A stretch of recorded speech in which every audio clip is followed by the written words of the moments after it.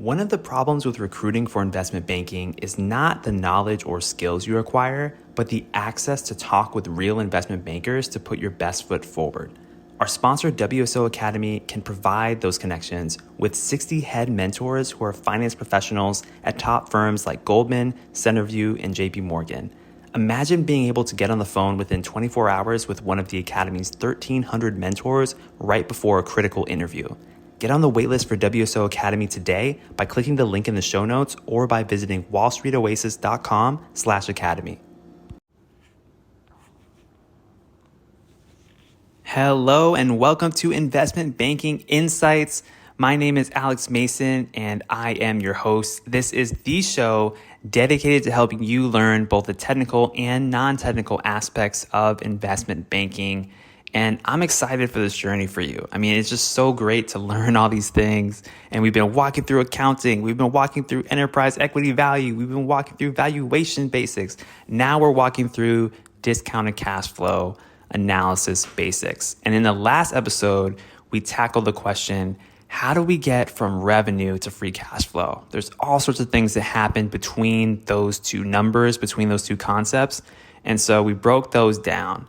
And it was a long list, right? You got to account for a lot of things. You got to account for COGS. You got to account for depreciation. You got to account for taxes. You got to account for changes in working capital. There's all these different things.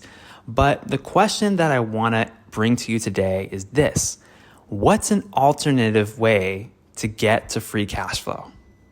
Alternative way. Well, if we understand the connections between the financial statements, it becomes clearer once we understand those things. And we know that the normal way is to basically adjust net income, add back depreciation, and subtract working capital changes and capital expenditures. But what's kind of the faster way? Slightly faster way. I wouldn't say fast, but it is faster.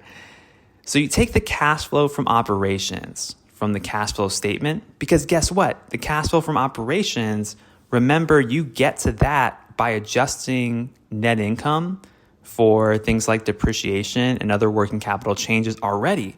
So cash flow from operations kind of has those things built into it. So take the cash flow from operations and then subtract capital expenditures. And where do capital expenditures show up in the financial statements? We have to remember this. They show up in the cash flow from investing section. So you can subtract that from your operating cash flow, and that gets you to something called levered cash flow. Levered cash flow. And why is it levered? Well, because we haven't really accounted for interest yet. How do we account for interest? To get to the unlevered free cash flow that we were talking about in the last episode, we have to do one more step. We have to add back the tax-adjusted interest expenses and subtract the tax-adjusted interest income.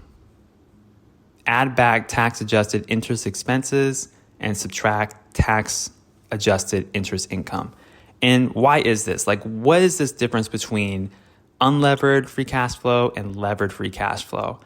Well, the difference is interest. Because remember from the last episode, in order to get to unlevered free cash flow, we had that EBIT, that earnings before interest and taxes, and then we accounted for taxes, but we didn't do any changes related to the interest. However, with levered free cash flow, or with unlevered free cash flow, we do adjust for those changes. So that's the major difference there. But really, the quick and dirty way is take your cash flow from operations, subtract your capital expenditures. That gets you your levered cash flow.